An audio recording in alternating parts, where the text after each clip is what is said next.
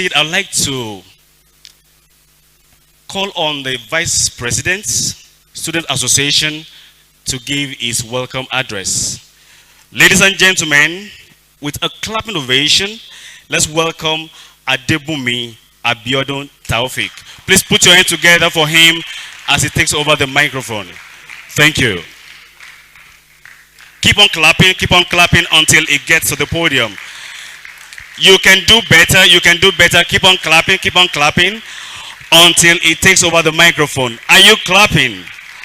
Thank you. Thanks, sir. Great Adelekite. Great Adelekite. We can do more better than this. Great Adelekite. Amen.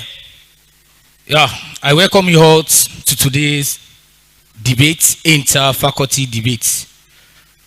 First of all, I would like to say a word of greeting to the CEO of Edu TV of Nigeria, the person of Mr. Femi. So let's clap for him. Let's put our hands together, please. So God bless you, sir. The members too, you are all welcome to Adeleke University. To the outside body, if you are in the house, you are all welcome. Adeleke Student University Association. If you are here, shout out, hi, Adeleke Student Union Association. To the senators as well, if you are in the house, say hi. So you are all welcome. To the faculty presidents, if you are here, say hi. We're having just one, but other people too, they're still coming. So I welcome you all as well. Please maintain your confidence, maintain your boldness. Do you get? Don't fear. It's because you can do it for this. Please stay calm. Stay what? The debater, are you in the house? Say stay what? Stay calm, and then the Lord will be with you all. So as you are seated today, don't forget the reason why you are here. We are here. Are you here with your jotters? Are you here with your jotters? Because a lot will happen here today. The debaters know. It starts, you too, you will feel it. Thank you all. God bless you. Please put your hands together for the Vice President, Student Association. Please put your hands together for him. That was the welcome address as delivered by Adebumi Abiodun Taufik. While he was addressing, he made mention of Edu TV Nigeria. Ladies and gentlemen, in case you don't know what Edu TV stands for, permit me to introduce to you Education Television Nigeria, Edu TV Nigeria. Distinguished guests, Adeleke University management, staff, students, and everyone present, welcome to the Adeleke Interfaculty Debate. It is my great pleasure to introduce Education Television Nigeria, popularly known as Edu TV, a pioneering multi-platform educational media organization dedicated to transforming, learning, empowering the youth, and shaping the future of education across Nigeria. Edu TV operates online, on television, and directly within schools, creating innovative and engaging ways for students, teachers, and the wider community to explore knowledge, develop skills, and grow intellectually beyond the traditional classroom setting.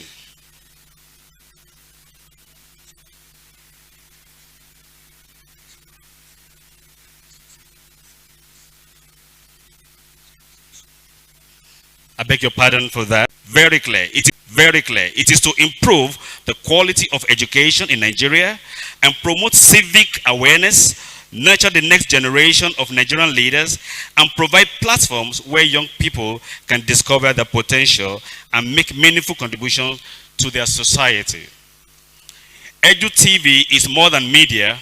It is a movement that sparks innovation, celebrates intellectual intelligence, and foster a culture of inquiry and foster a culture of inquiry, engagement, and social responsibility.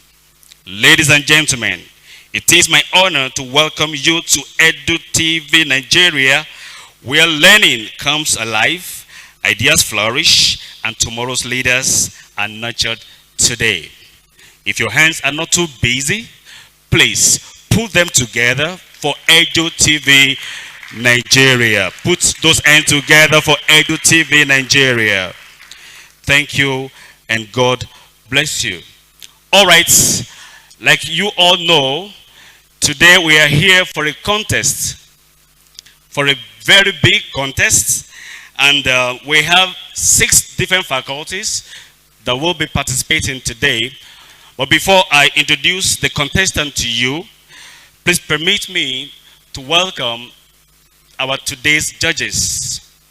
We have 2 judges for the program of today. I would like to start with the chief judge. Ladies and gentlemen, our chief judge today is the HOD, that's Head of Department, Educational Technology and Library Studies, of Obafemi Awolowo University, Ile-Ife. Ladies and gentlemen, put your hands together as I welcome Professor Larry Idowu. Please put those hands together as it comes to the table. Keep on clapping until Prof had sat. Keep on clapping. Prof, you're welcome, sir. We appreciate your coming. Please have your seat. Thank you, guys. Thank you for cooperating.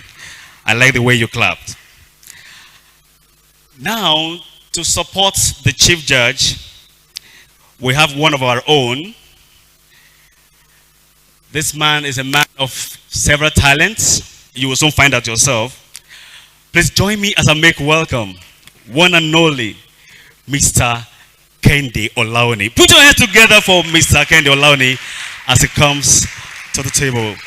Keep on clapping, keep on clapping, keep on clapping.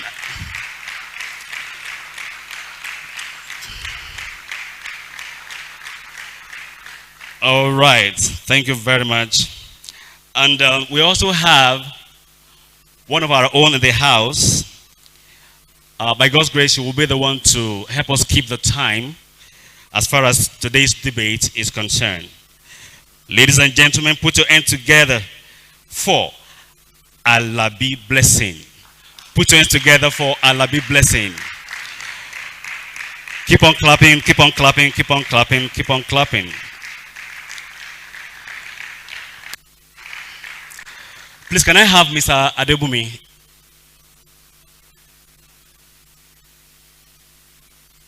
Okay, please. 1 minute, please.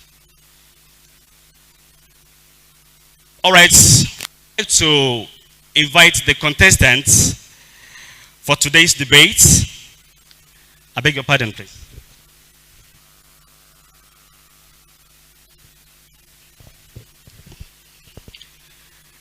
Okay, in no particular order, I think I'll start with the affirmative side. That is those that will be supporting the motion. Don't worry, I will introduce the topic to you later on. Let's welcome from the Faculty of Sciences, Eniola Hannah. Please put your hands together. It's not easy. Put your hands together for Eniola Hannah as he makes her way forward. Keep on clapping, keep on clapping. All right. Also, we have Afolayan Munyolua. Afolayan Munyolua. Is that how best you can clap? For your very own? Put your hands together for Afolayan, please. All right, thank you. And then lastly, we have Ayomide Karina. Ayomide Karina from the Faculty of Business and Social Sciences. All right. Okay, please take your seats. Now from the negative side, that is those that will be opposing the motion, we have from the Faculty of Arts, put your hands together for Ignatius Uchena Gloria. Put your hands together for her, please. as you make your way forward. Also, we have, oh, pardon me, Afolayan should be in the negative side, right? Yeah, you should be here. Apologize about that. Adeyemi Boluwatife from the Faculty of Engineering. From the Faculty of Engineering. Okay, she will be in the affirmative side. Okay. And then Afolayan Muyiolua. Okay. Okay, you're here, right? Okay. Then Boluwatife, are you there? Okay. All right, so the last but not least, from the Faculty of Law, ladies and gentlemen, let's make welcome Ada Stella Winning. Winning. Ladies and gentlemen, that name sounds suspicious. Winning. Is she winning? Is she winning today? We'll soon find out. We'll soon find out. We'll soon find out. Okay. Vice President, can we have him now, please? Please put your hands together for him as he comes forward.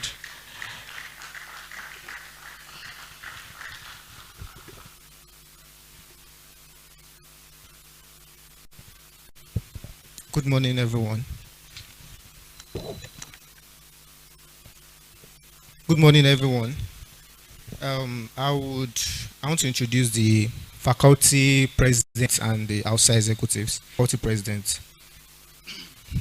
We have Ogundiji Daniel, faculty president of law, and then we have Adegboye Aziz Ayotunde, faculty president of Faculty of Business and Social Sciences. And then we have Awuni Emmanuel, FOS, that's Faculty of Science. And then we have Adedokun James, Faculty of Art. Then we have Rafiu Dolapo, Faculty of Basic and Medical Sciences.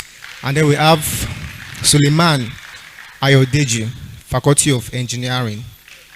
It's nice to have you here. And then to the outside executives, we have Adebumi Abiodun Taufik, the Vice President of AUSA. And then we have Alius Rooney, the General Secretary, is currently unavailable. We have Uriloye Ayodeji, the Public Relations Officer. You're welcome. And we have Adeyemi Esther, the AUSA Treasurer. We have, thank you. We have Adefemi Farouk, the Social Director. We have Oyelakin Daniel, the Welfare Director. We have Salako Daniel, the Sport Director. We have Olayemi Yabo Rachel, the Chaplain. And we have Omorugbe, the Senate President. And I am Ukai Treasurer, the Financial Secretary. Thank you so much. It's nice to have you all here. Thank you very much for that. Please put your hands together for him. Put your hands together for him.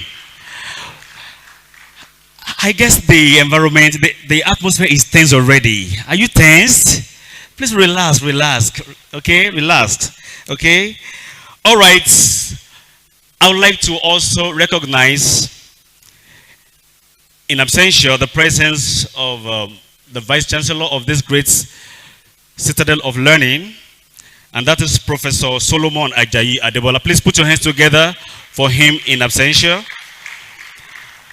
Also, ladies and gentlemen, we have Dr. Mrs. Ibironke Idowu from the Institute of Education of Bafemi Awolowo University in our midst this morning. Thank you very much, Ma. You're welcome. All right. Now, before we set the ball rolling, I'd like to introduce to you our today's topic. I believe we all are Nigerians. Are there Ghanaians here? Ghanaians, please raise your hands if you're a Ghanaian. All right. We all are Nigerians, and we all know that today we are faced with several challenges, and most especially security challenges, ranging from insurgency, kidnap, banditry, And what have you? However, some measures have been put in place to check this menace. But unfortunately, we've not seen any positive results yet. And that is why we are here today, to deliberate on this topic. Should we employ the military, or should we just focus on socio-economic reforms? So the topic for today, ladies and gentlemen, is resolving Nigeria's insecurity. Is military intervention more effective than socio-economic reforms? Ladies and gentlemen, if you ask me, honestly, I don't know the answer. But one thing I know, that I believe, by the end these great speakers are done with their presentation, you will take your side, I will take my side. Rules that guide today's presentation. This goes to the contestants. Please pay attention. All right, so we have 3 contestants, okay, supporting the motion. Then we also have 3 contestants, opposing the motion. Now, each faculty shall present 1 contestant, okay, as announced earlier. Then we have total 6 contestants. Then all contestants must pay attention to their time allocation. So you have 5 minutes, okay, for your first round. You have 5 minutes for your first round. Okay, please take note of that. Then your speech must focus strictly on the motion. Okay, rebuttals are not allowed at this stage. So in your first round, there's no room for rebuttals. Okay, we'll still create another round for rebuttals. Please take note of that. Okay, so speaking order shall be alternate as follows. So I will call a speaker from the supporting side, then the next speaker will be from the opposing side, and on and on. Then at the rebuttal stage, all contestants shall proceed to rebut, okay, to refute the arguments raised by their contenders. All right? Then we have total finalists, that's 6, like I said earlier. Then for your rebuttal, you have just 2 minutes. Don't forget, the first round, you have 5 minutes. Then for your rebuttal, you have just 2 minutes. Please don't go beyond your allotted time. And if you are still speaking while the time is up, please finish whatever you're saying before you drop the microphone. That is very important. You should appreciate me for that. All right. Give me my flowers, please. Give me my flowers. All right. So this is very important. Rebuttals must directly address arguments raised during the opening speeches. I think I've mentioned that. Then for the opposite side, please focus on dismantling the arguments of your supporting side. Okay? Please take note of that. Then for the supporting side, focus on countering the arguments of the opposing side. That is very important. Then your rebuttals must be based on logic, evidence. Then you must be precise and make sure your points are relevant. Okay? Now, for the round 1, motion focus arguments only. Please focus on the motion only. Then for the rebuttal stage, you can direct responses to opponents. Okay? Then please don't raise any other new arguments. Now, from the table of the timekeeper, she's going to give you a signal at the end of your 5 minutes. Please pay attention. Then use of offensive, abusive, or disrespectful language shall not be condoned. Please be polite. Don't insult. Don't be insulting in your language, okay? Please, let's honor one another. All right? Then finally, please note that decisions shall be taken by the judges. Okay, we have 2 of the judges. They will be giving us the final outcome of the debate at the end of the whole show. Then the winner shall be declared immediately after the rebuttal stage. Now listen to the final clause. Where scores are extremely close, judges may select the best 2 contestants, 1 from each side, for a brief final closing speech to summarize and reinforce their positions. How do I mean? If the marks are so close, you know, we have what we call tie, okay? Then there's going to be a tiebreaker, okay? So the judges will allow each contestant, you know, for another 1 minute just to drive home their point. Ladies and gentlemen, having said that, once again, the topic is resolving Nigeria's insecurity. Is military intervention more effective than socio-economic reforms? If you are ready, then I am ready. I'd like to call on the first speaker from the supporting side, from the affirmative side.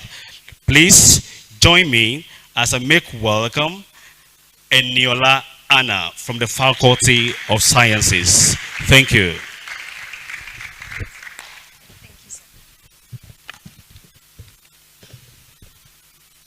Imagine waking up one morning to the sound of gunshots instead of your alarm. Imagine calling someone you love, but they are not picking up, not because they are busy, but because they've been kidnapped. Imagine being afraid to use a road you've used your entire life. That is insecurity. It is fear, terror, kidnapping, parents sleeping with one eye open, terrorism, banditry, and so much more. Ladies and gentlemen, that is the core of our debate today. Like he has already said, resolving Nigerian insecurity. Is military intervention more effective than socio-economic reform? Please hold that tight while I quickly introduce myself. Good day, ladies and gentlemen. Good day, panel of judges. My accurate and keeper. My co-debaters. My name is Oladeje Eniola Anna from the Department of Computer Science. I am a representative of the Faculty of Science, and I stand before you to support the motion that says military intervention is more effective than socio-economic reform. My first point is the sovereign duty and social contract. To understand the absolute necessity of military intervention, we must first revisit the foundational premises of social contract. The primary, first, non-negotiable duty and mandate of every sovereign nation is to protect the lives of their citizens. Under Section 4, Sub 2B of the 1999 Constitution, it states that the security and the welfare of the people shall be the primary purpose of the government. Furthermore, under Section 217, the Constitution establishes the armed force and empowers them to 1. Defend Nigeria from external aggression, 2. Maintain territorial integrity, 3. Suppress insurrection, and 4. Act in aid of the civil authorities to restore order. That is the legal basis of military intervention in this country. My second point will be the illicit profitability of asymmetric warfare. We must recognize the true economic scale of this structural violence. Ladies and gentlemen, banditry is no longer a job of desperation. It is now a multi-million industry business. And former governor of Kaduna State, Nasir El-Rufai, also states clearly in one of his interviews that a herdsman that sells cow for thousands of naira who now enter kidnapping and receive millions of naira from kidnapping will not change his way even if there is socio-economic reform. That is exactly what he said. And you cannot use socio-economic reform to outbid a warlord. I hope you know that, right? Then the network of this banditry should be dismantled, and the only way to do that is through military intervention. My third point will be the global proof that security is the precondition for development. There is a common assumption that once you have an advanced economic reform in a country, then definitely that guarantees peace. Yet, nations like United States still suffers from insecurity, and the only method they've used over the years has been military intervention. Let's also look at a tragic event that happened September 10, 2025. James Kirk was assassinated in a school, in Usa Valley University, in a school. That confirms that even if there is enough economic reform in a country, there still is that insecurity, and which has to be dismantled through military intervention. You cannot cure national insecurity without securing the geography first. That is important, and that can only be done through military intervention. Also, Nigeria Armed Force has put up initiatives like the Operation Zaman Lafia from 2013, Operation Lafia and Dole in 2015, and Operation Hardin Kai in 2021 to present time. I will conclude with this. Have you seen the headline, Donald Trump sent troops to Nigeria? Well, in November 2025, the United States warned Nigeria that the level of terrorism in Nigeria has gotten to a point where we need kinetic operation. Also, 3 months later after that, they also threatened to stop all socioeconomic aid in order to prioritize military deterrence. I need you to understand that very well. The promise to stop all socioeconomic aid in order to prioritize military deterrence. 3 months later, on February 3rd, 2026, this very month that we're in, the Guardian newspaper reported the slaughter of over 160 citizens in Kayama local government, Kwara State. And on that same day, reports also confirmed that the US forces were dispatched to Nigeria. That proves that while we wait for a socio-economic reform, there needs to be a military deterrence. Hence, this structural violence accelerates rapidly. I ask everyone in this room to reflect on what it means for the US military to deploy troops into Nigeria. I personally find it tragic for another country, a foreign country, to feel compelled to send their own military into our country just because we don't prioritize military intervention. And that is why I'm here today. Had we fully committed to the massive military intervention, then we wouldn't be facing this crisis at all. Ladies and gentlemen, military intervention is not just an option. It is the most effective way to secure our nation's security. Thank you for listening.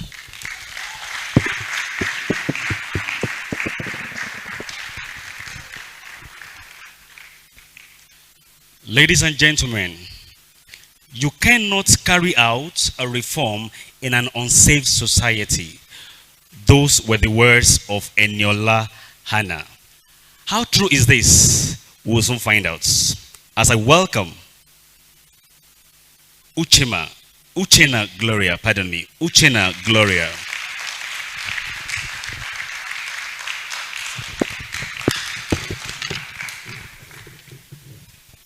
Esteemed judges, accurate timekeeper, my distinguished opponents, and my fellow students, good day. The motion before us states, resolving Nigeria's insecurity, is military intervention more effective than socio-economic reforms? I stand firmly to oppose this motion. For over several decades, Nigeria has been having military intervention in Nigeria. But has that resolved the problem of insecurity? Why, you may ask? The reason is because insecurity is not just a security problem, it's a socio-economic crisis. Today, I'll raise 3 points. My first point is, military force treats symptoms, not the root causes. The causative factor of insecurity in Nigeria, poverty, illiteracy, bad governance, and many others. How can military force resolve that? It is not even possible. In regions where young people don't have education, are illiterate, don't have job, don't have hope, you are bringing military force. Does that make sense to you? When a young person has no source of income, no opportunity, and no belief in the system, many of us don't even believe that the country will get better. What then do you expect that they will not join these armed forces, armed bandit groups? What makes you think that? Then, I want to assure you that you cannot bomb poverty, you cannot shoot unemployment, you cannot arrest inequality. Another point I'm going to raise is, poverty, unemployment, poor governance are the real drivers of insecurity. Development drives desperation. Desperation fuels insecurity. And in this sense, what do I mean? Military intervention are, although effective in some aspects, but then when you clear out bandits from a place, they are gone, right? But when new ones emerged, what is the solution for that? It is not about it is not about resolving banditry, it is not about resolving terrorism, it is not about all this. It is about giving these people what to fall back on. Another point I'm going to raise is, Nigerian experience proves force alone does not bring lasting peace. What do I mean by this? Excessive dependence on military force can create fear in the people instead of trust. It can increase community resentment. It can also strain government finances. True security comes when citizens trust government, have access to jobs, and believe in the justice system. Security without development is unstable. Development without security is difficult, but development sustains security. In a society like ours, let's look at Niger Delta as an example. The Niger Delta crisis started in the early 1990s, and the military government at that time, General Sani Abacha, used military force against these people with the assassination of Ken Saro-Wiwa in 1995 and 8 other activists. But did that solve the problem?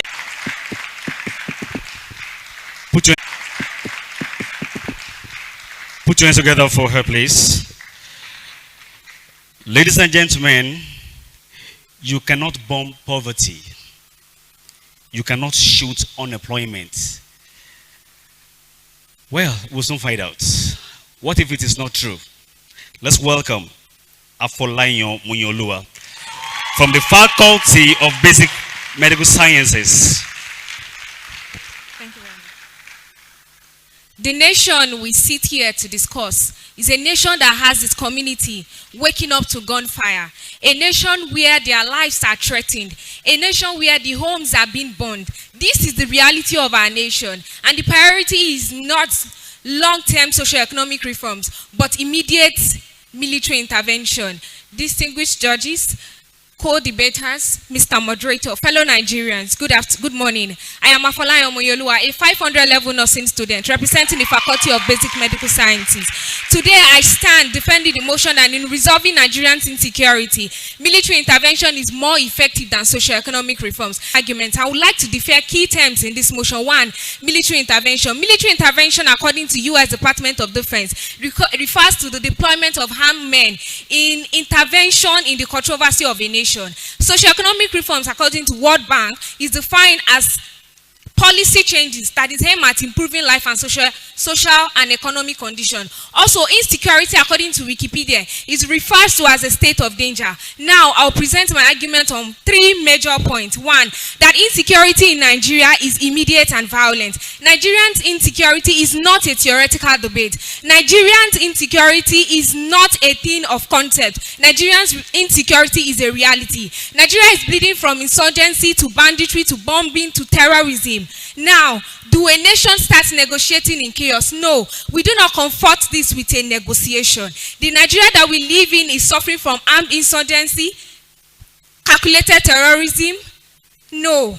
According to a report on April 28, 2025, it stated in a report in AP News stating that extremist terrorists planted improvised explosive devices in Borno public road, killing civilians. That is not unemployment. That is not as a result of socio-economic problem. This is due to radicalized killing. Secondly, a recent publication in Kwara State on the 3rd of February 2026 stated that hundreds of civilians were killed in Kwara State in villages of Bora and Kuru. This was not due to poverty or unemployment. This is armed insurgency. To my next point, military intervention has produced memorable results. Military interventions has produced memorable and active results in states that were seized with insurgents like Zamfara and Kaduna State. They were not gotten back through poverty alleviation programs or through seminar workshops. They were gotten back through active, calculated, coordinated military operations. In the publications by Guidance, it released and stated that a negotiation deal failed between Zamfara and Kaduna State, not because there were no reforms, not because those negotiations were not made, but because they failed. To my third point, it states here that security is the foundation of our development. For us to talk about reforms, we have to be secure. Socioeconomic reforms are important, undeniably important, but that does not equate that they are effective. Socioeconomic reforms are long-term preventive strategies. They may reduce vulnerability today, but when our soldiers are attacked, when our communities are displaced, when our citizens are attacked, no, that is not our effective solution. And I also want to point out that in the major work of the government of Nigeria, according as it has been stated in the constitution, is that protection of life and properties. Now, this protection requires capacity, and this capacity requires force. And this force is the military intervention that we have. Before we talk about reforms, let us guarantee survival. Security is the soil. Development is the seed. Without security, development cannot grow. Distinguished judges, in conclusion, I am not dismissing socio-economic reforms. I'm only stating what is effective in resolving insecurity in Nigeria. And I stand to say and support that in resolving Nigerians' insecurity, military intervention is more effective than socio-economic reforms. Thank you.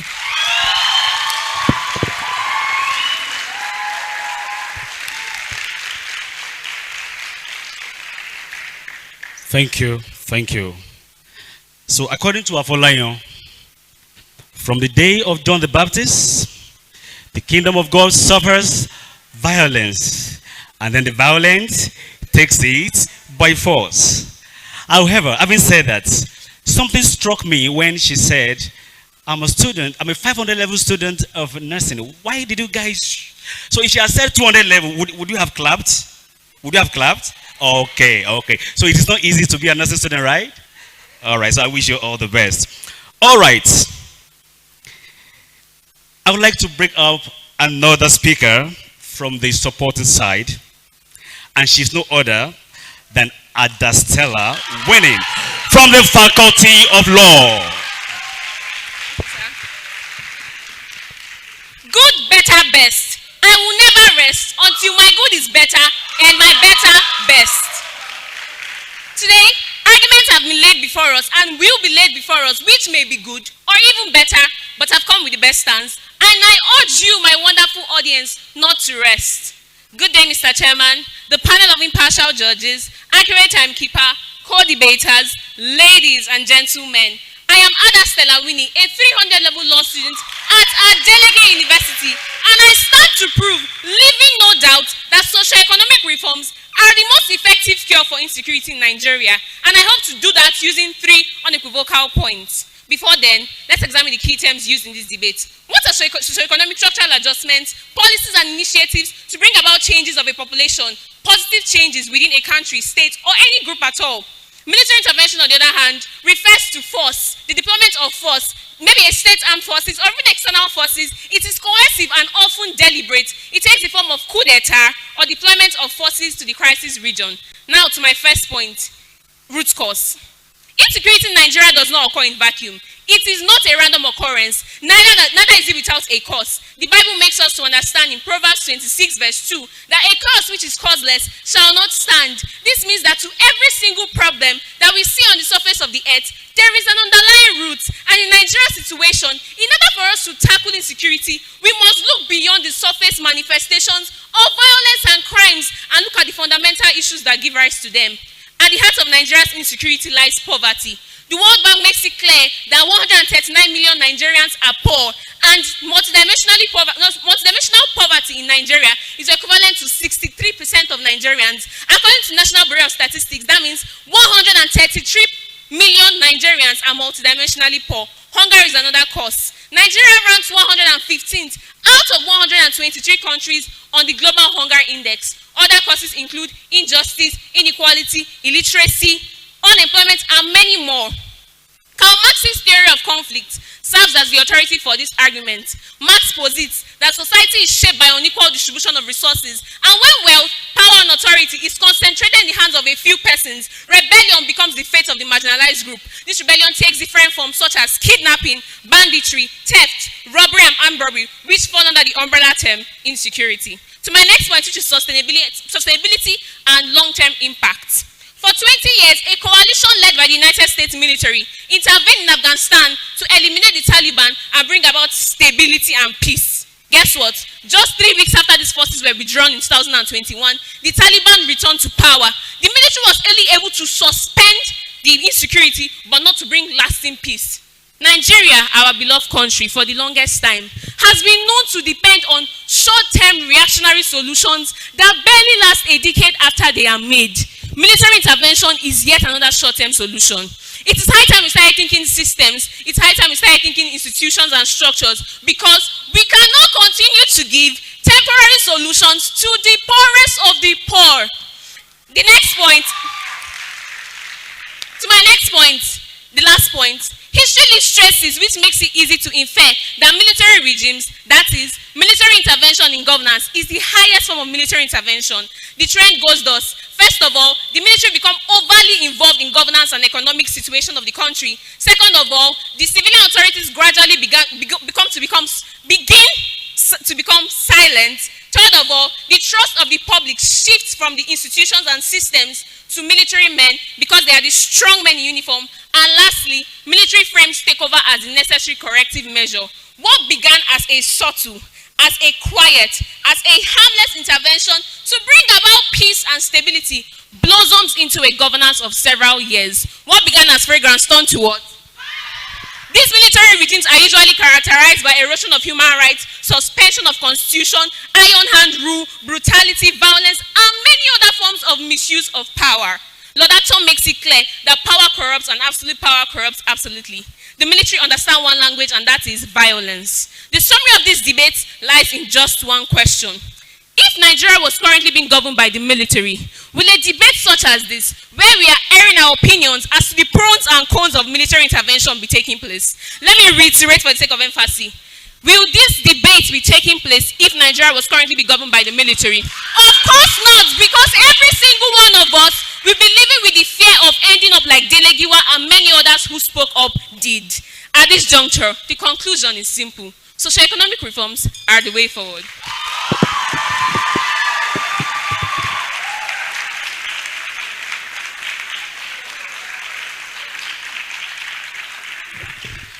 Please keep on clapping, keep on clapping, keep on clapping.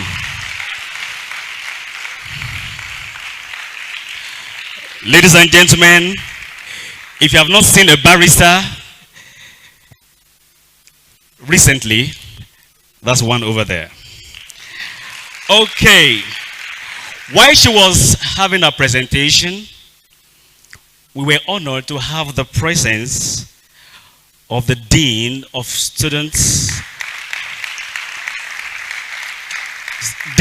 Care, and is no other but Pastor Dr. Abraham Aremu. Please put your hands together for Pastor Dr.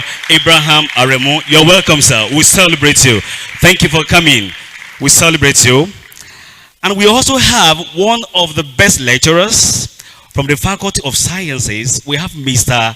Fagbayike Ilerioluwa. Put your hands together for Mr. Fagbayike Ilerioluwa. Thank you very much for coming, sir. We celebrate you. Ladies and gentlemen, before I... Okay, let's move on. Okay, let's have Adeyemi Boluwatife, the Faculty of Engineering. Put your hands together for Adeyemi Boluwatife, please.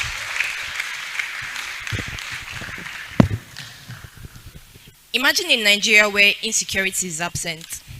That Nigeria once existed and can exist again. Nigeria is not insecure because it suffers from a deficit of ideas, but because violence has outpaced authority. Across vast and vulnerable expanses of this nation, the state does not merely falter, it withdraws. Law yields to force. Citizens adapt not to policy but to fear, and development becomes impossible where life itself is unsecured. As an engineering student, I approach this issue the way we approach any failing system.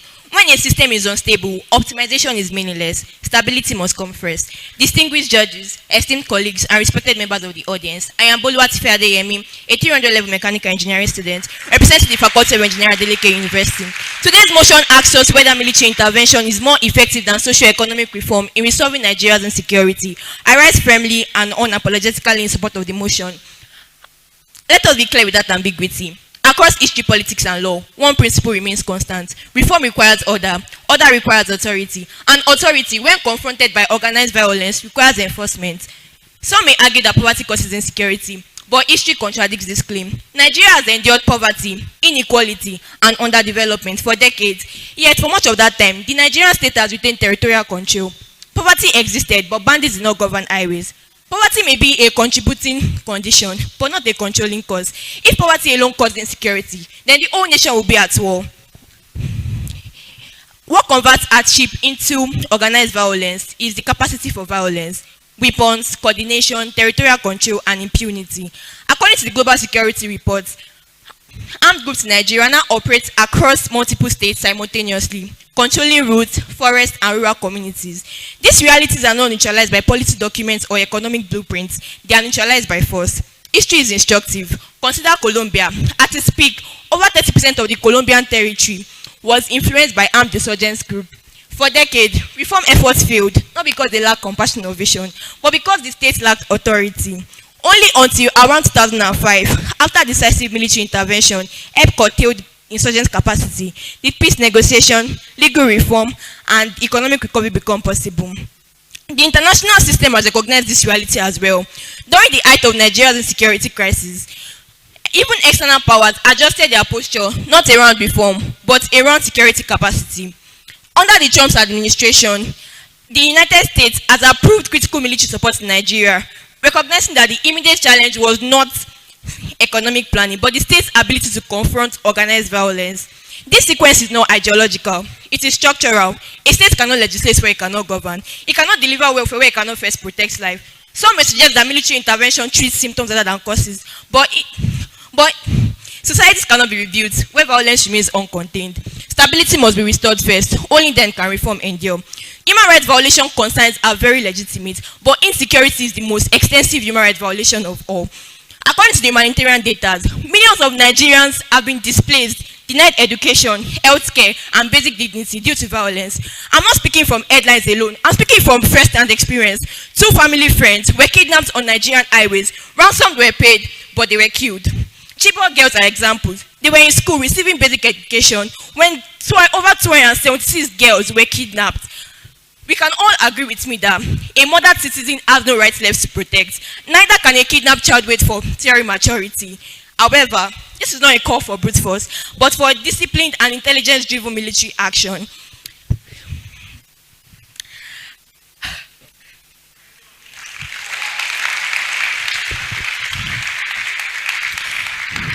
Socioeconomic reform are very necessary, but they are only secondary phase solutions. They require time, stability, and institutional presence, but insecurity annihilates all 3. Schools cannot function under threat. Markets cannot thrive under fear. Reform cannot take root in contested territory. Nigeria does not suffer from a shortage of development plans. It suffers from a shortage of enforceable security. Until violence is decisively curtailed, reform remains only aspirational. Ladies and gentlemen, this debate is not about force versus compassion. It's about sequence versus sentiment. You secure lives first before you distribute opportunities. You restore authority before you deliver reform. Military intervention is not the abandonment of reform. It is the precondition that makes reform possible. Therefore, in the interest of survival, in the interest of national stability, in the interest of sovereignty, and in the interest of citizens that cannot wait for theory maturity, I stand firmly, unapologetically, and unwaveringly in support of the motion. Thank you. I remain Boluwatife Adeyemi, Faculty of Engineering, Adeleke University.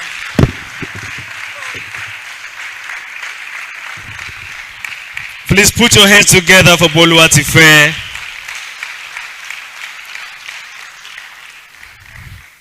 So she's not against socio-economic reform. All she's clamoring for is let there be stability first. Then you can carry on with your reform later. Ladies and gentlemen, I would like to bring up the last speaker to wrap up this particular round. Okay, so with your clap ovation, please welcome Ayomide Karina from the Faculty of Business and Social Sciences.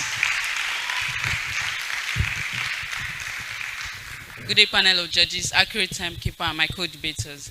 My name is Ayomide Karina, and I'm coming from the Faculty of Business and Social Science, and I'm here to oppose the motion which says socio-economic reforms are better than military intervention in resolving Nigerians' insecurity. Insecurity has become one of our most pressing national challenges. From insurgency and banditry to kidnapping and communal violence, the Nigerian state has constantly chose force. However, after decades of military intervention, insecurity still persists. This raises a crucial question: is insecurity truly a military problem or a socio-economic one? I argue that while military intervention may offer temporary control, it does not address the root cause that causes insecurity. Military intervention focused primarily on force deploying troops, conducting raids, and suppressing violent actors. While this approach may suppress violence temporarily, it does not address the underlying conditions that cause insecurity. Insecurity in Nigeria is driven by poverty, unemployment, lack of education, and economic marginalization. Nigeria's experience under military intervention explains this clearly. Under General Ibrahim Babangida's administration from 1985 to 1993, the government maintained strong military control, yet insecurity did not disappear. Instead, the economic hardship was severe due to policies like the Structural Adjustment Program, which led to inflation, poverty, and unemployment. Similarly, under General Sani Abacha's regime from 1993 to 1998, Nigerians experienced heavy military enforcement, yet insecurity did not go, political repression exists, and instability persists. This proves that military intervention alone does not resolve Nigerians' insecurity. Insecurity does not rise randomly. They exist in places where poverty, unemployment, inequality, and exclusion exist. Criminal groups rarely recruit from economic, wealthy, and stable communities. They recruit from places where people feel hopeless and abandoned. When young people lack access to education, jobs, and social mobility, violence becomes an alternative means of survival. That's why insecurity thrives most in Nigeria's poorest and most excluded region. Socioeconomic reforms are comprehensive government-led modifications to a nation's economic and social system designed to elevate the living standard of the community. Socioeconomic reforms have had successes in Nigeria. An example is the Universal Basic Education Program introduced in 1999 under former President Olusegun Obasanjo. Many Nigerian students could not attend schools due to lack of finance for fees and lack of infrastructure. Through the UBE Commission, Basic Education Program teachers training were introduced to many children, addressing illiteracy and economic opportunities. Now, it's important to understand that socioeconomic reform needs to be sustained in order to remain effective. When reforms are underpaid and inconsistently implemented, faults can resurface. This does not disprove their effectiveness. It just proves that long-term investment in development is necessary for lasting peace. Another example is the Niger Delta Amnesty Program introduced in 2009 under late President Umaru Musa Yar'Adua. Instead of relying solely on military force, it created for ex-militants vocational training, jobs, and education. This reduced militant attack drastically and increased oil production from 1.3 million barrels per day in 2009 to 2.4 million barrels per day within 2 years. This principle has also been proven internationally. When World War II ended in 1945, military victory alone did not sustain Europe until the Marshall Plan was introduced in 1948 by the United States, investing $13 billion at that time into 16 Western European nations to economic reforms, job creation, and infrastructure. Europe is now one of the most stable continents in the world. I conclude with this. Why economic reforms may be connected to social mobility and unemployment. Insecurity is necessary for immediate protection, but true security isn't built on force or fear. It is built on opportunity, inclusion, and hope. Thank you.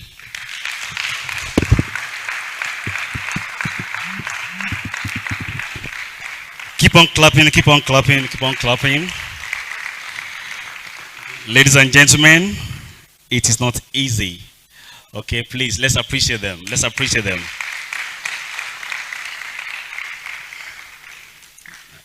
I remember the first time I would stand before people like this. I was 12 years old. It was in a church setting. So I was in the choir, and then my dad, out of his wickedness, he just sent me a note, telling me I was going to be the one to read the Bible passage for that day. So while I was there, I took the notes, I read it, then I began to shiver. I had headache, I had stomach pain, I had HIV, I contracted all the diseases you can talk of in this world. But thank God for my loving mom. She saw me from afar, and then she beckoned me, so I went to meet her. She took me to the mission house. On getting there, she rubbed some balm all over my body and all of that. I was hoping that she would say, don't worry, I will talk to your father. You are not going to, read the Bible again. Only for her to finish all the decoration and say, so you may now go. I said, go where? This woman, do you want to kill me? For to God be all the glory. I stood that day, and then, so since that day, I've been able to face the crowd. So it is not easy. Once again, ladies and gentlemen, please put your hands together for all these speakers. They've all done well today. They've all done well. All right. All right. Thank you very much. Okay, so somebody once said that if you are not grateful, then you are a great fool. So if you don't want to be a great fool, then be grateful. So at Edu TV, we are not great fools because we are grateful. How do I mean? This program is proudly sponsored by 3 different brands. So I would like to recognize our sponsors at this juncture. In no particular order, the first is MoneyPoint Microfinance Bank. Please put your hands together for MoneyPoint Microfinance Bank. And we also have KJIOC. KJIOC, you can see the products over there. That's their banner over there. Okay, please put your hands together for KJIOC Chemicals. All right. And then lastly, we have R2P Connect.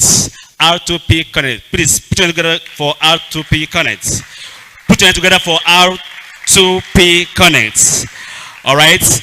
This connect helps you, to turn your research into impact, income, and industry opportunity. So if you have difficulty in writing your research, okay, you can connect with R2P. All right. Having said that, please, I would like to read one of the sponsors right up from here. Please pay attention. Base Chemical Supply and Training Company committed to supporting industry, education, and institutional development through the provision of quality chemical materials and practical expertise. KJIO Chemical specializes in the supply of essential raw materials used in the production of soap, detergents, disinfectants, antiseptics such as Izal and Hypo, air fresheners, surface care products, and selected cosmetic formulations. Our operations are structured to support manufacturers, small-scale producers, and institutions with consistent, reliable, and fit-for-purpose chemical supplies. Beyond material supply, KJIO Chemicals is actively involved in capacity development. We provide practical hands-on training, focus on product formulation, safe chemical handling, and efficient production processes. These training initiatives are designed to support entrepreneurship, skill acquisition, and sustainable small-scale manufacturing, popularly within the Nigerian context. The company also supplies bulk industrial ingredients, including paraffin derivatives, peppermint oil, menthol crystals, and other specialized chemical inputs. All materials are sourced and handled with attention to quality control, safety concentration, and suitability for industrial and institutional use. The company also looks forward to exploring collaborative opportunities with Adeleke University, particularly in areas such as chemical supply for academic activities, campus sanitation and hygiene, applied training programs, and entrepreneurship development. Such collaborations has the potential to enhance practical learning, research support, and overall environmental wellness across faculties, departments, and university facilities.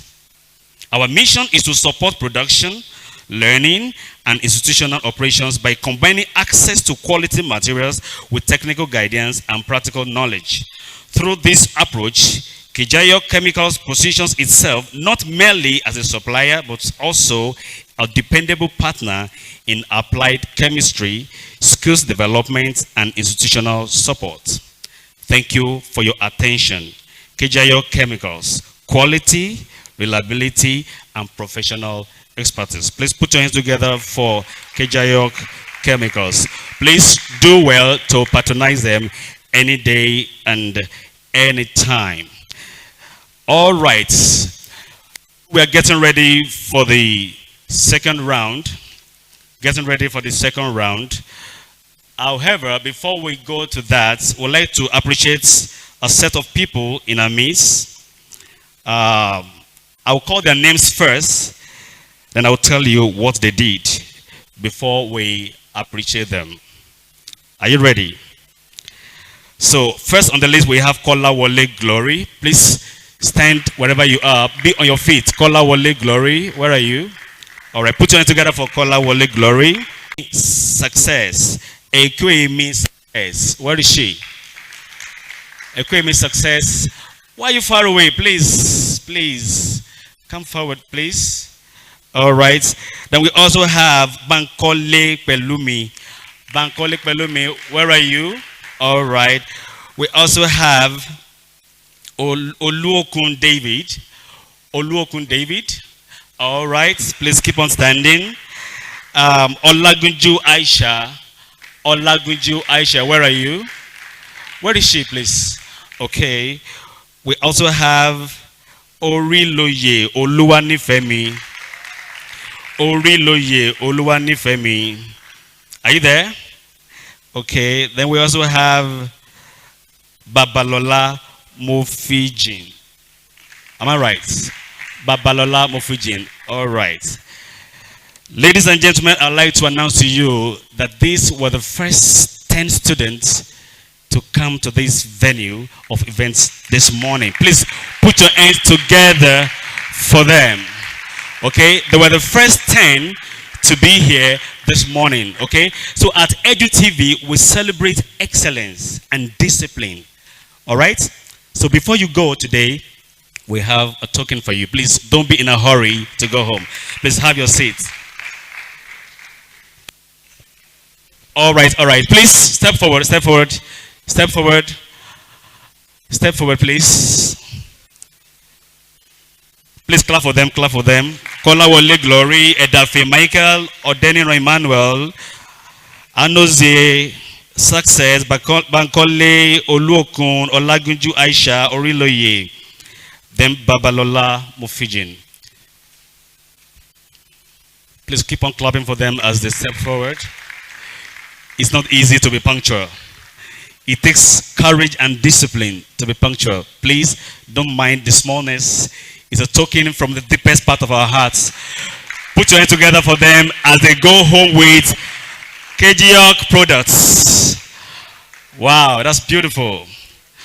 Punctuality pays. Punctuality actually pays. Sorry.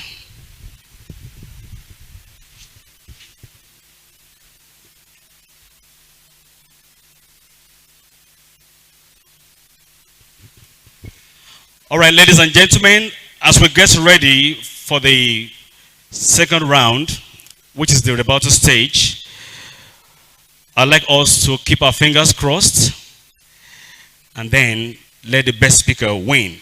So for those of you who just came out, please don't be in a hurry after the program. We're going to have a photo shoot, okay, before we go. All right, as we go into the rebuttal stage, ladies and gentlemen, still in the mood of defending the motion, please put your hands together for Eniola Hannah from the Faculty of Sciences. Please, you have 2 minutes for this rebuttal stage. Thank you very much. Okay. The opposing side raised an argument on the military coup from 1995. Judges, I want you to correct me if I'm wrong. The topic of today is military intervention, not military rulership or coup, right? Okay. So they raised an argument on military coup, and military coup is quite different from military intervention. Military coup is when the armed force forcefully takes over the rulership of the government without a democratic election. One military intervention is when a civilian president uses or deploy military in order to fight insurgents causing national insecurity. So now that you know the difference, let's go into the other points raised. Another point raised is that military intervention only cures the symptoms, while socioeconomic reform provides the cure. Let's analyze this analogy together. Is it possible to fix a roof when there's a hurricane? Absolutely not. You need to allow the hurricane to stop before you fix the roof. Next, so when you are providing schools, employment and all of that, it is essential and mandatory to secure the geography first. Else, the teachers, students and employers won't even be able to go to work. The next point raised is that you cannot burn poverty. You cannot shoot unemployment. I understand that socioeconomic reforms are vital. However, the provision of basic human securities like education, employment, opportunity should be the everyday function of a good governance, not a method deployed in order to fight insecurity. How long do we even wait for this socioeconomic reform to take place, to gradually take a form? 5 years? 10 years? 15? 20? While we wait, what happens to the farmers on their farm? What happens to the students in their hostel? I'm not talking about private university here. I mean students outside there. What happens to them? What happens to the seat of the citizen, which I must remind you all includes everyone in this room? Okay, insecurity operates in real time, and so is life that are being lost. Life are being lost in real time also. So in as much as we need development, development cannot thrive in a graveyard. Thank you. Minute, she actually said a lot. Gloria, do you agree? Take your microphone. Put your hands together for Gloria.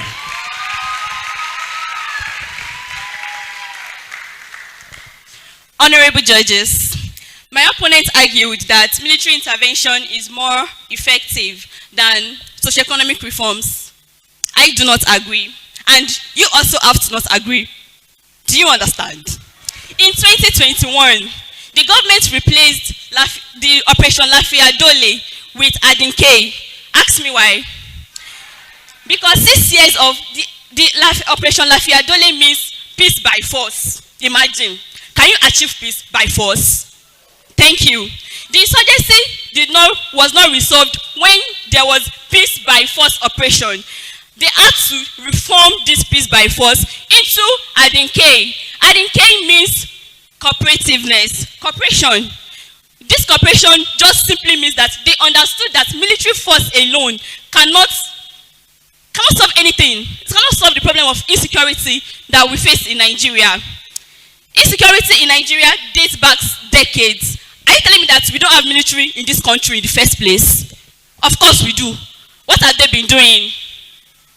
In 2025 alone, nearly 7,000 Nigerians were killed due to insecurity, with over 500 people adopted in first quarter of the year. The common thing now is, if they kidnap somebody, the only ransom you have to pay is 100 million. What has the military been doing about this? Despite years of military operations, abduction continues at alarming rates. 7,568 people have been kidnapped between 2003 to 2024. What has the military been doing? Thousands of kids killed, millions displaced, and rural economies collapsing. This statistics shows that military force alone is not enough. Okay, reforms take too long. I agree. Military actions give immediate results, but you are confusing long-term benefits to short-term benefits of resolving this conflict, of resolving this crisis of insecurity. Thank you. Put your hands together for her, please. Hey, Gloria, I want to believe that while you were saying all of that, you forgot the fact that Afolayin Munyoluwa was on the seat. Munyoluwa, it is time to fight. Thank you very much. Distinguished judges, my opposition says that Nigeria is currently being, my opposition says that military intervention in Nigeria is violent, but if it is violent does not mean that it is ineffective. The fact that Nigeria exists as a unified nation is because there's military intervention. If there was no military intervention, Nigeria cannot exist as a unified state. People that were kidnapped, that were brought back, were through military interventions, not poverty alleviation programs. Also, to use an analogy, because a surgery is not good or not effective, does not mean that we abandon, we redo. That is the same case in Nigeria. And also, I would like us to know that in resolving Nigerians' insecurity, if forces were not politicized, military intervention are much more effective than socio-economic reforms. Do we wait for 15 years for people that are in captive? No. Also, about 133 million of Nigerians are poor. Are these poor Nigerians the terrorists? No. They are not the terrorists. And I would also like to clarify that these people that we refer to as terrorists are not there because they are poor. These people, research has shown that they are probably people with extremist ideologies, people with violent intent. The Nigeria that we are discussing today is a politicized nation. It is not a nation that functions in accordance with the law that has been stated. If Nigeria follows the law, according to the definition that I've given, that military intervention is the deployment of armed forces for resolving conflict. If military intervention were indeed deployed, trust me, Nigerians' insecurity will move forward, and it will be the most effective solution to Nigerians' problem.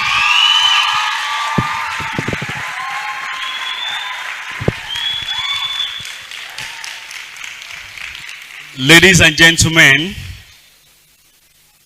by the fruits you shall know them. When a surgery goes bad, you don't abandon. What do? You redo. Winning. Come and win.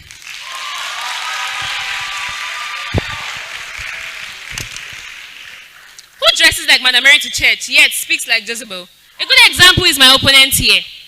Unlike the tone in the earlier excerpt, I stand to rebut respectfully, yet vehemently, the argument brought forth by proponents of this debate. It's often said that you don't throw away the baby with the bathwater, right? These kidnappers, bandits, terrorists, and all other forms of criminals are Nigerians, and we can't afford to throw them away. Even though poverty is not the cause of this insecurity, even though poverty is not the cause of insecurity in the Northeast, there are other forms of root causes such as ignorance and religious and some extremism. But this extremism can be corrected by awareness creation and education, selling the right narratives to these people. The proponents of this debate argued that socio-economic reforms take several years, but it is often said that slow and steady wins the race. We seem to be thinking that the proponents argued that the military maintains stability. We think the military are some charity organization. No, they always have an ulterior motive, which is governance. Even though it seems like they are intervening to maintain stability, just like the Special Anti-Robbery Squad, the SARS, misuse power, the military has the same tendency to misuse power. It is often said that those who do not learn from it is said to repeat it. It seems the proponents of this debate is a good student of history, because why else will anyone ignore the fact that successive military governments and intervention in Nigeria has silence breeds violence? The military understand one language, that is violence. Thank you. Good day.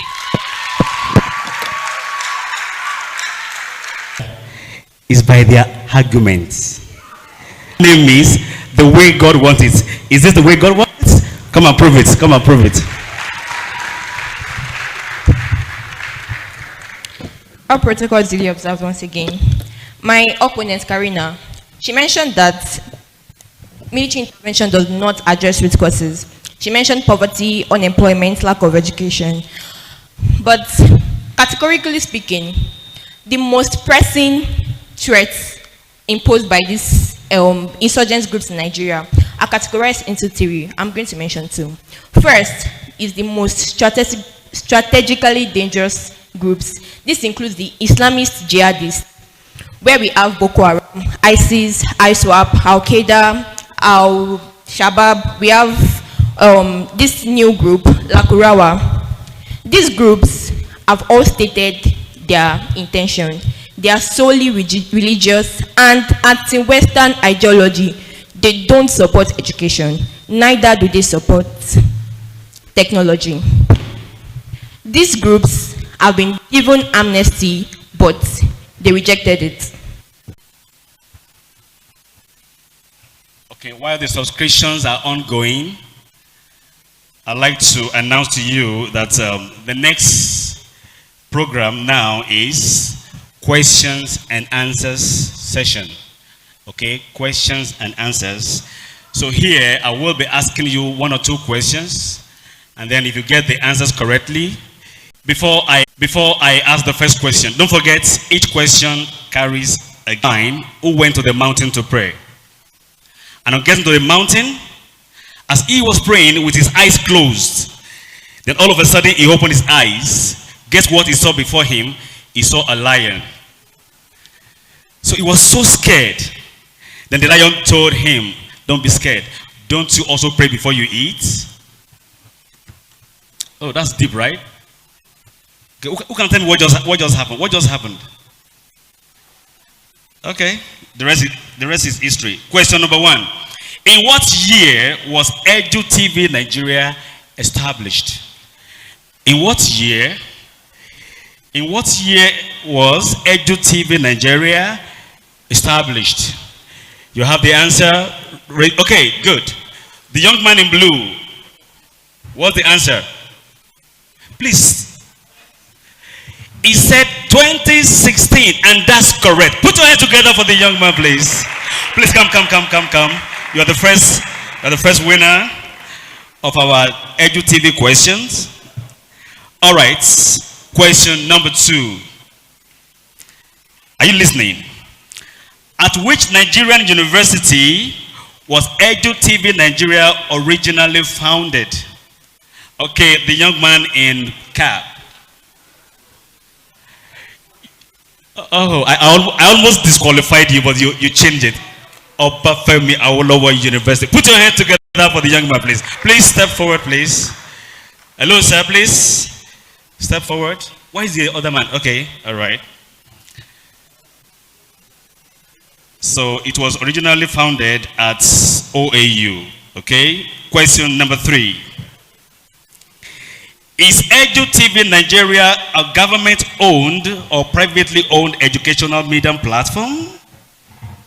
Okay, the young lady. Privately owned organization. Put your hands together for the third winner, please. Step forward as you obtain your reward.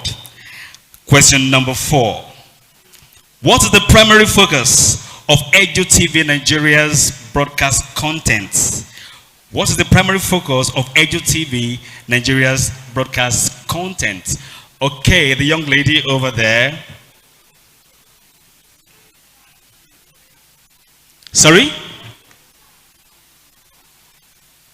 To bridge the gap between deaf, dumb, crippled. Now the mother is dead. How do we tell this young man, your mother is dead?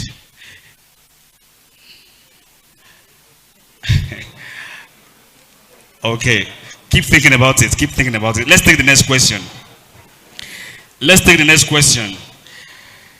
What type of programs does Edu TV Nigeria produce? Is it entertainment shows, educational debates, or sports commentary? Is it entertainment shows? Is it educational debates or sports commentary? Oh, too many hands. Hey, who should I pick? Holy Spirit. Who should I pick? Who should I send? Who said send me, Lord? Who said send me, Lord? Okay, I send you. Okay.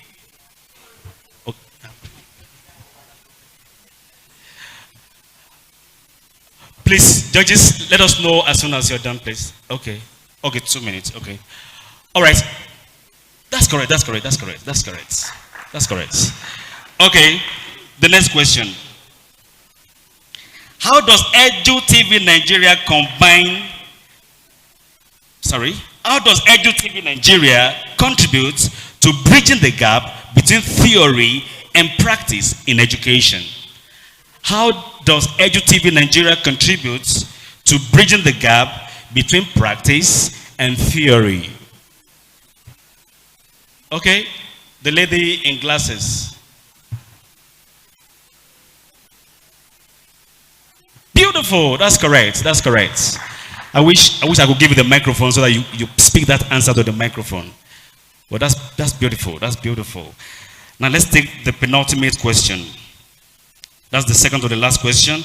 What audience group is Edu TV Nigeria primarily targeted at?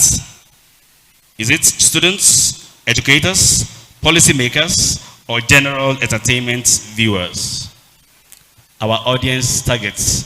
The young man over there. They said no, okay. No, I need to balance the number here. Okay, but since they said yes, Mercy found you. Now the last question, academic opportunities. What role does EduTV play in promoting scholarship and academic opportunities? Yes, that's the final question. Who is the last person? Who is the last man standing? No hand up. Okay. Okay. All right. Beautiful. Now to my previous question. Any answer? Okay. Please come.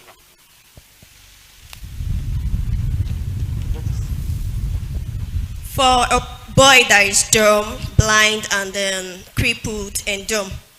So there is something called tactile sign language. So instead of the person that is blind obviously cannot see.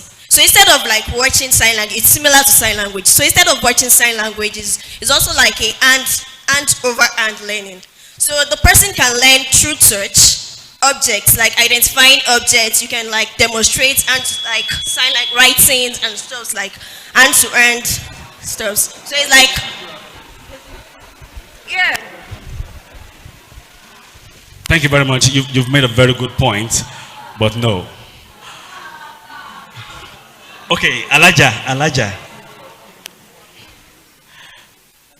We're waiting for the judges. Alaja.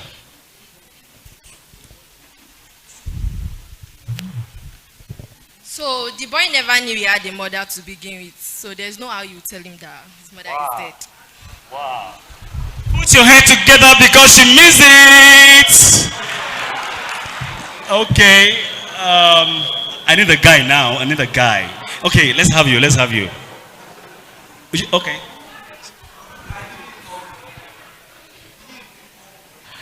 He said, by leaving him hungry. By leaving him hungry. Okay, let's take more answers. Yeah. Okay, the young man waving, the waving man. Sorry? Just like she said. Yes, I know. No. Okay, maybe I failed to point out that the boy never went to school. Okay, so you need to be taught that. Okay. She's so serious about this. Okay, let's have you. But if you miss it, okay, come, let's have you. Okay.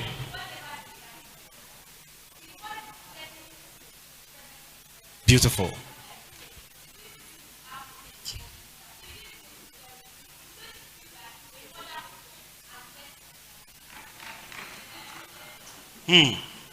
You're making sense.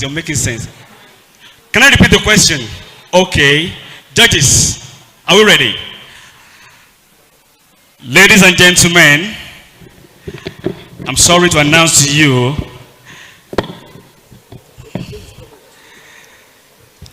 let's wait till the next edition of Edu TV Nigeria. So the moment we've been waiting for is right here. Please, I want a pin drop silence. I want a graveyard silence as we. Oh, sorry. Before the judges, can we give them their gifts before? Don't keep them waiting. Thank you for coming. Thank you for answering our questions. Thank you. Okay, please wait for your photograph.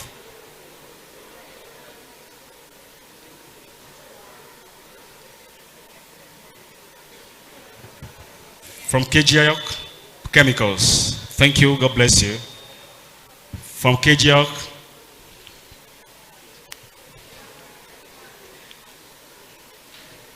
All right, put your hands together for them, please. Put your hands together for them. You are all winners, okay? All right, so I will hand over the microphone to the judges. Good afternoon, everyone. Great Nigerian students. Great Adelekeites. Please, let's jam our hands together for the contestants. It's not easy to package a debate like this to present before these intellectuals seated here. Kudos to all participants. I quickly want to comment on the presentation before I will hand over the microphone to the Prof, the Chief Judge, to comment on it and of course declare the results. So as a co-judge, these are my observations. Let me face the debaters. Let me start with your introduction. In a debate like this, you should have a beautiful, compelling introduction that will hold everyone spellbound. Are you listening? Most of you did well in your introduction. It shows you understand the topic or the bone of contention. But I quickly want to address an expression. While few of you use the expression, I am standing against or I am in support of the topic that says, now, in a debate contest, a topic does not say. Are you listening, please? For subsequent debates, the ideal thing or the ideal expression to use is, I stand in favor of the motion, then insecurity. What's the topic again? Solving insecurity in Nigeria, right? Beautiful. So you go straight to the topic, I am standing against or in support of the motion, then the topic, not the motion that states. Is that taken? So please, let's correct that expression. Moving on to my second observation, I discovered that in the presentation, only few of you were very creative with your arguments. Creativity is part of your scoring, which will earn you better scores. Aside your points, your arguments, you all have beautiful arguments.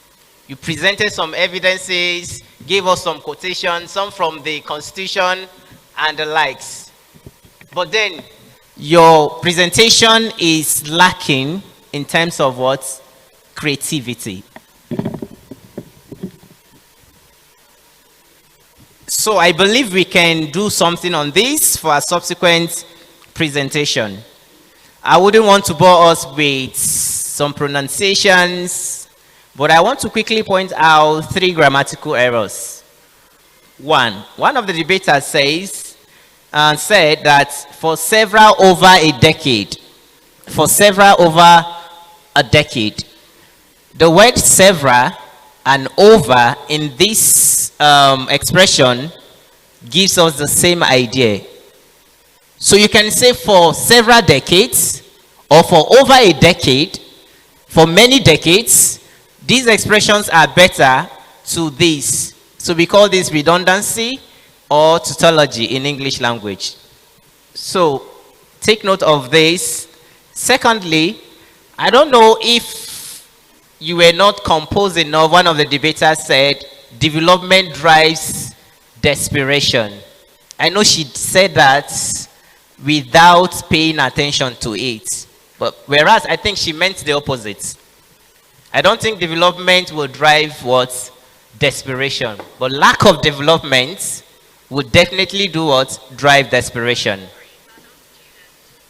Another expression is, yet insecurity did not go. Did not go where? So one of the debaters said is, after all these measures put in place, insecurity did not go.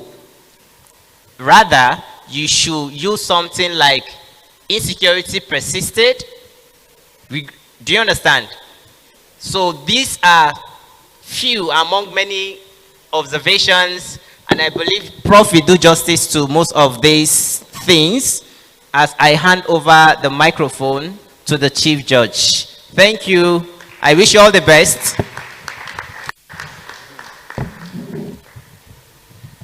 Yeah, good afternoon, ladies and gentlemen.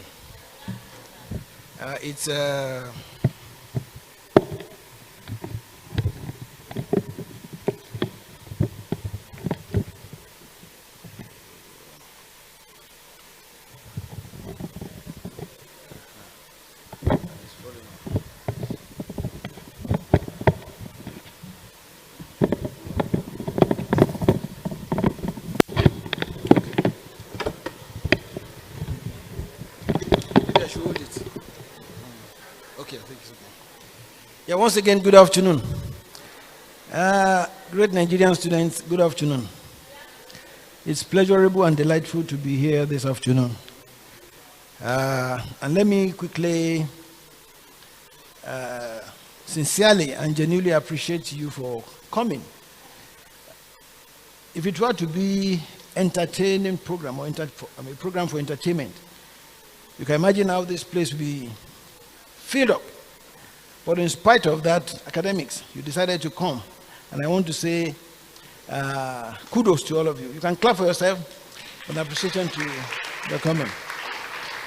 So, having said that, after much deliberations, here is the result of the... I want to start from the rear, and that is the person with the faculty with 6th position, Faculty of Arts with 66.5%.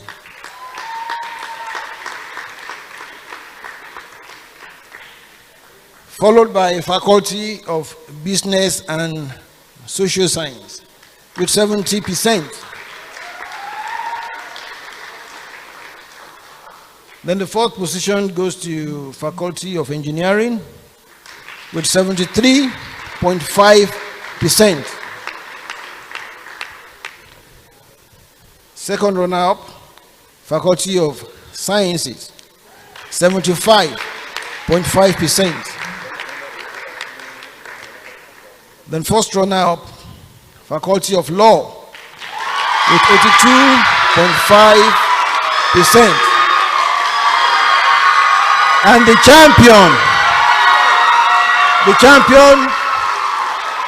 is the Faculty of Basic Medical Sciences with 83%.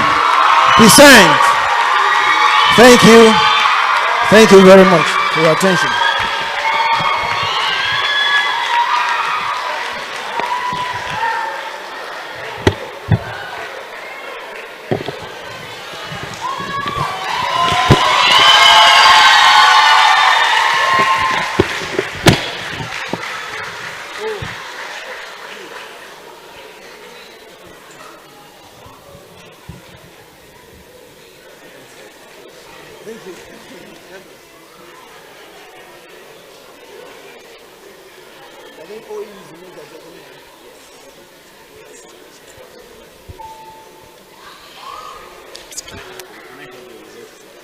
Permission to have them. Oh, all right.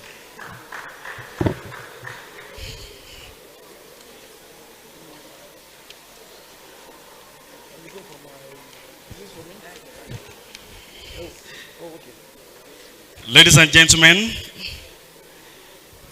please put your hands together for Professor Lanre Idowu, all the way from the Obafemi Awolowo University, Ile-Ife. Also put your hands together for Mr. Kehinde Olaoni. Thank you very much, sirs, for the job well done. All right.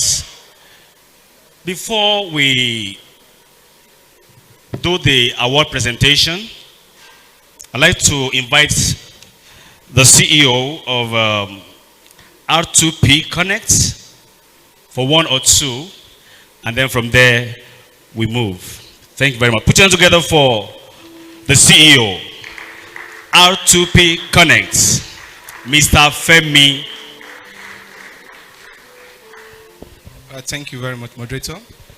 Quickly, just want to speak on R2P Connect. If you are in final year, please can I see your hands raised up? All right, and I believe you've seen a brochure like, yeah.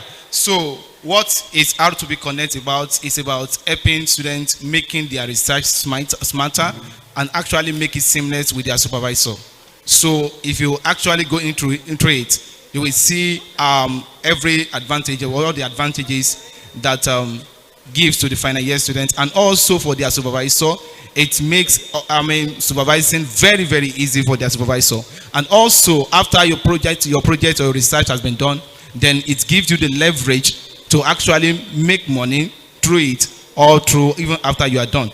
And also to expose you, to expose you to the industry, to the businesses, those who are outside the world, they can see what you have done. It can also add to your portfolio, it can add to your CVs and likes, and when they see what you have done, they actually something that they can resonate with. And also you can secure with R2P, it has different departments, several places there that you can actually explore. You can explore the students aspect, the supervisors, and also the businesses industry, and also the investors are also there. So they have access. If they can if they want to connect with you, they can also connect with you and actually request your knowledge in to solve some of their problems that they go through in their industry. So R2P Connect is, and also it has AI supervisors and also human supervisors. So it does not replace, the AI supervisor does not replace your the human supervisors. It actually makes it seamless. Before some people get their supervisor,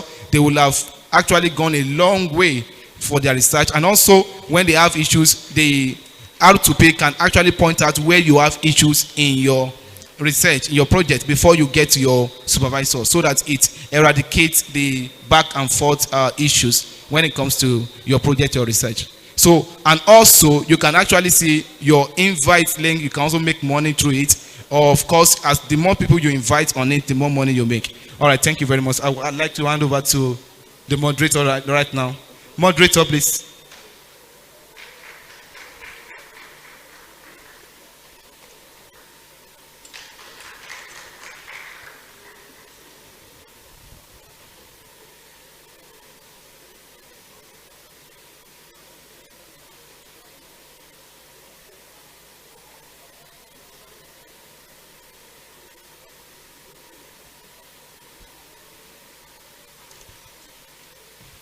Please put your hands together for Mr. Femi Oluwaleimu. Put your hands together for him, please.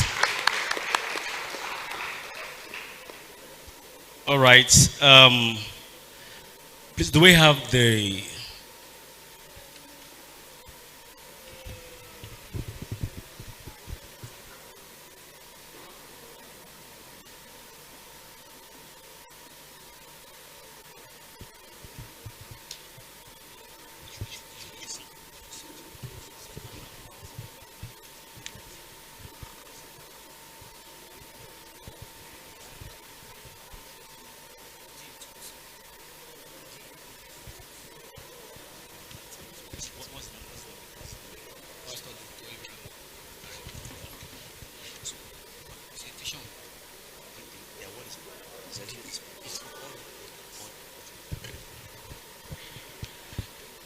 All right, we apologize for that break in transmission. Right now, it is time for the presentation of certificates to all the debaters. Okay, and I'd like to call on our dear pastor, Dr. Abraham, that's the Dean, Students Care. The Dean, okay, Dean. Please put your hands together for him as he comes forward to the microphone for the presentation of the certificate to all the participants, the contestants. You're welcome, sir. Contestants, please rise to your feet.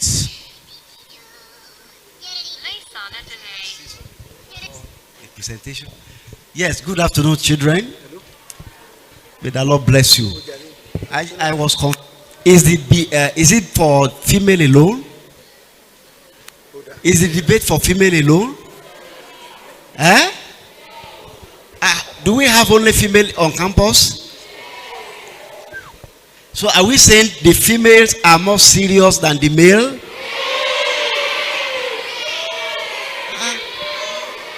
If we have 6 representatives and all of them are female, what is that telling us? Eh? Please, male in the house, do something about yourselves. Eh? It's a wake-up call. The Lord be with you.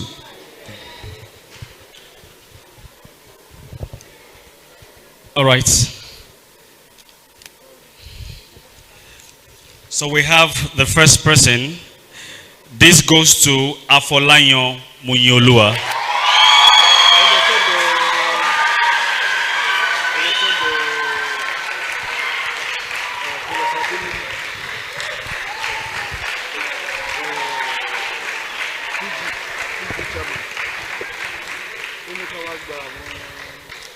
Okay.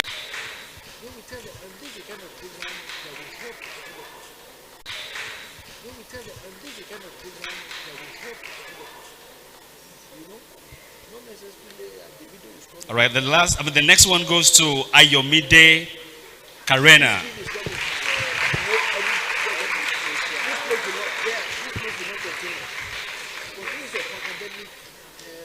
The last but not least, Eniola Hannah.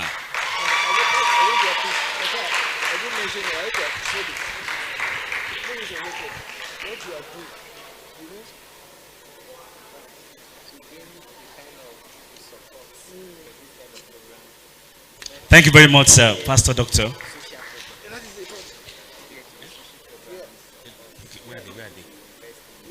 All right, we also have another set of certificates from Edu TV Nigeria. And to help us present this,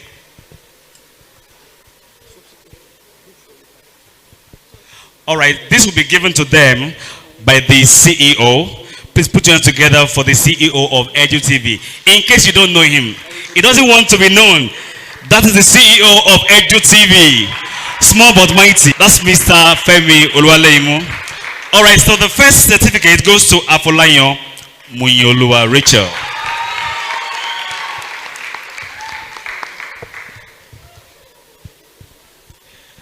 The next goes to Adeyemi Boluwatife Favor.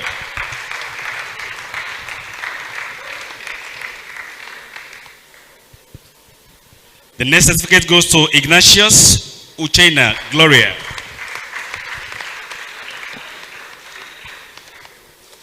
The next goes to Ayomide Karena.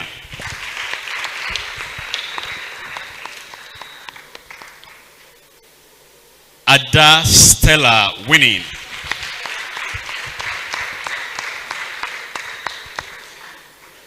And then Oladeji Eniola Hannah.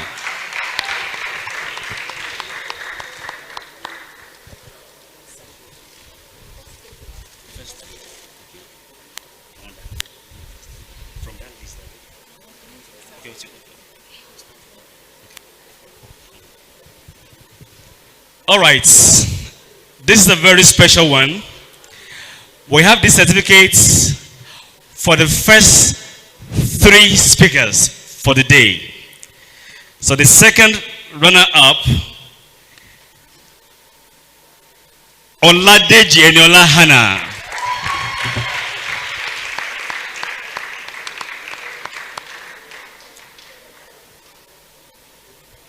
The first runner-up, Ada Stella winning.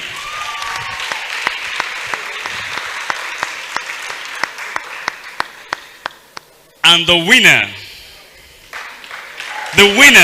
Rachel.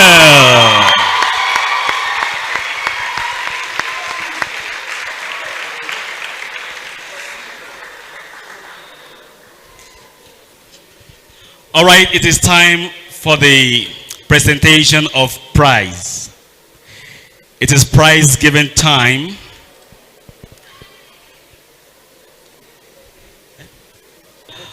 The Dean of Student Care, sir. Pastor Dr. Abraham. Thank you, sir. Professor Idowu, please, let's have you, sir. Thank you. All the judges, the other judge, please, let's have you. It is time to present the prize. So let's have the second runner-up, Oladeji Eniola Hannah, with a sum of 30,000. Presented by Money Points. 30K from Money Points Finance Bank, Microfinance Bank. Thank you, congratulations. A whooping sum of 30,000 naira goes to Oladeji Eniola, courtesy Money Points Microfinance Bank. Congratulations to you.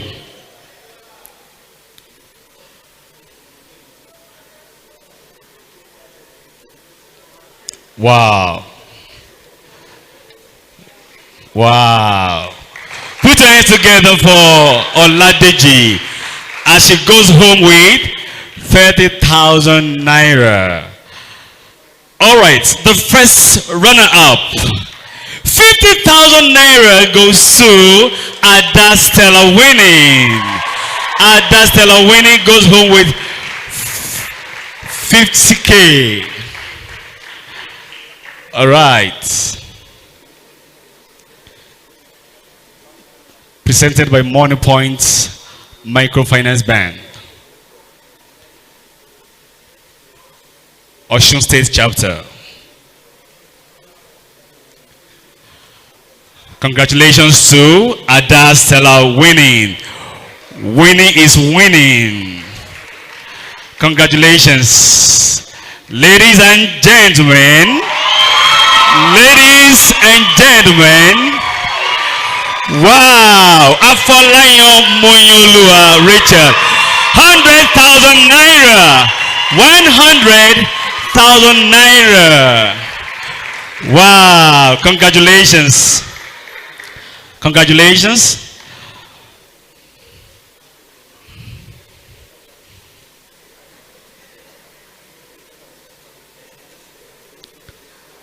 Congratulations to you.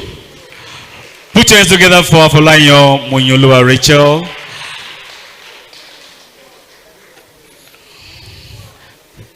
Thank you very much, sir. Beautiful, beautiful. Ladies and gentlemen, with that,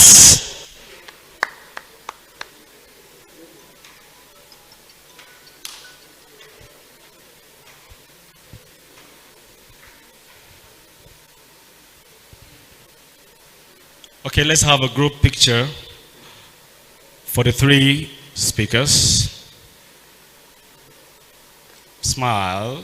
Say cheese. All right, congratulations to you guys. More wins.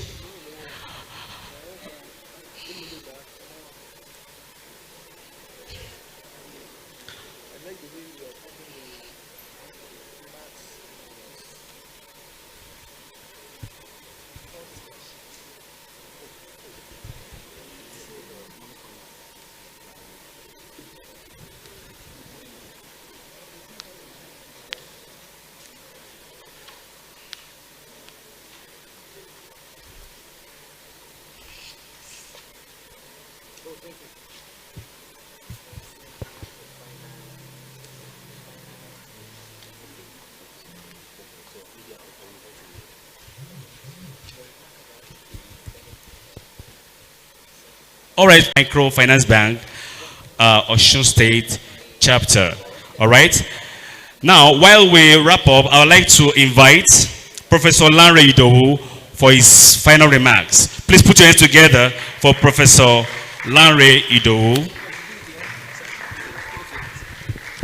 Yeah, thank you very much. I am so excited to be here. And I want to really appreciate Edu TV for this kind of program. I was discussing with my co-judge, not quite long, that, you know, even our master's students, some of them, when they are presenting, you know, you invite external examiner for seminars, final orals, to express or to convincingly present their case is a problem. And I'm so happy for what we have seen here today. You know, it's amazing. You know, knowing your point and know how to present it is very, the confidence must be there. And I was also telling him the multiplier effect is going to have that will go beyond even today. So thank you very much, CEO and your team. I really appreciate you. And I'm very sure that in no distant time, you will also come to Obafemi Awolowo University for this kind of program. So we are expecting you. Thank you so much. The final remark, because I must also say something concerning what as the military intervention has its place, economic reform also as the two we have to go together to solve the problem. It's a complex situation. And I pray God will help us to be out of this hopeless predicament. Thank you very much. Wow, wow, wow. Please put your hands together for Professor Lanre Ido, all the way from the Obafemi Awolowo University, Ile-Ife. Thank you very much, sir, for your time, and thank you so much for those remarks. All right, I'd like to invite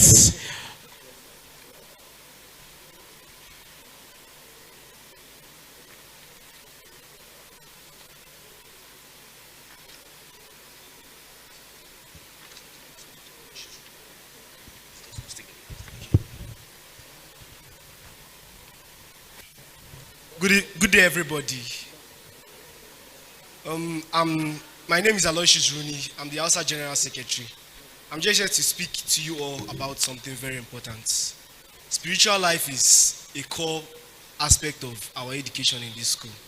And Hausa is really bent on that. Overflow 4.0 is coming up on...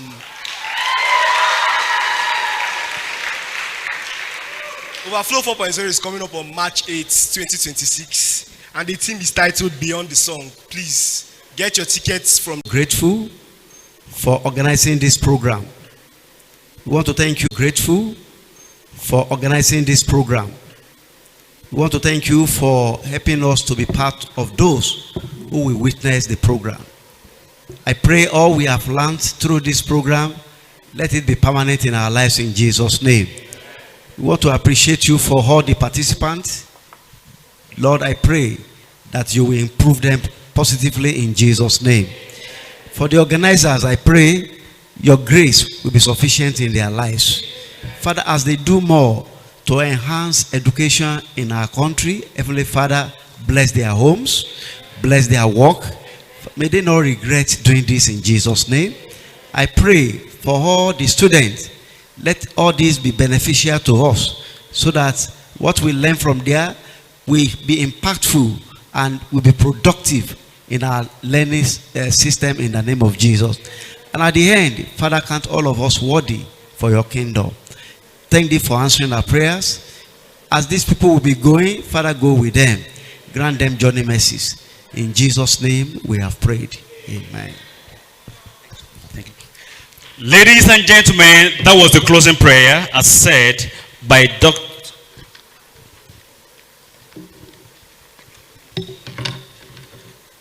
So that was the closing prayer as offered by Pastor Dr. Abraham. And I'd like to inform you all that with that, we've come to the end of today's interfaculty debate competition. Ladies and gentlemen, I am Okpeyemi Olaoluwa. Till we come your way next time, it is bye for now. God bless you. Now there's an announcement for all the ESCOs and students. Okay, senators, you have to wait behind for a very brief